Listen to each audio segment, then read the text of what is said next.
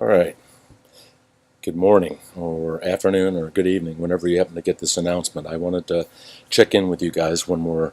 Well, this will be the second to last time I make a video announcement for in this course.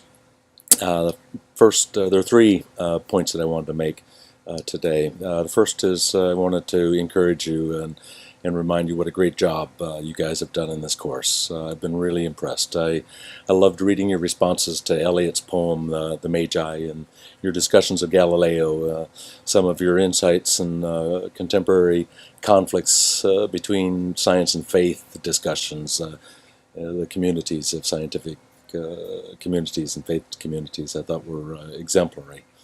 So I want to encourage you to keep plowing ahead. I also want to offer my sympathies at having to read Descartes and Hume. They are bears to read. Those guys don't know how to write a simple sentence. All right, so I get it. What I'm really looking for in those discussions is kind of the takeaways, right, that make it worth your while to even have encountered these original voices that sort of follow a line of difference in perspectives about how to establish the relationship between truth and knowledge that originates between the schools of Aristotle and Socrates. Right, those are our original rationalists and empiricists. The rationalist is the Socratic kind of method and the Platonic ideals and forms, whereas Aristotle was all keenly about empiricism, observation, and data.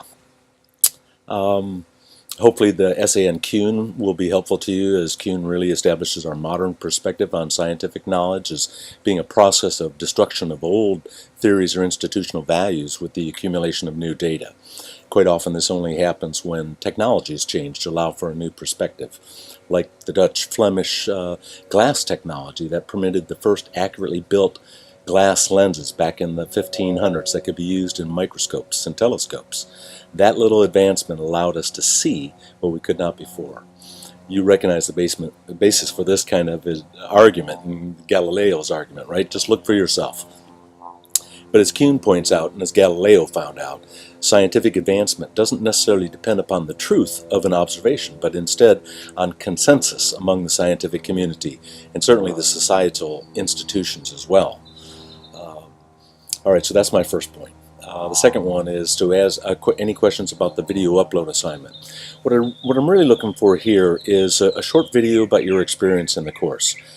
This particular video would be really helpful to me in getting your feedback about aspects of the course that you found useful. That always helps me when I go back to revise these courses as I'm planning on for next semester. And then finally, I'll send you another video next week, kind of as a wrap-up. Once again, it's been an honor and privilege to be your instructor in this course. And I want to also remind you, too, go ahead and make sure you do your course surveys and evaluations. And just forward the receipt to me, and I'll add your engagement scores to the course so that those are done soon. So go ahead and get those done. You get an extra 5 points in that column for just for sending me the evaluation receipt. Okay, I don't get to see what your evaluation is.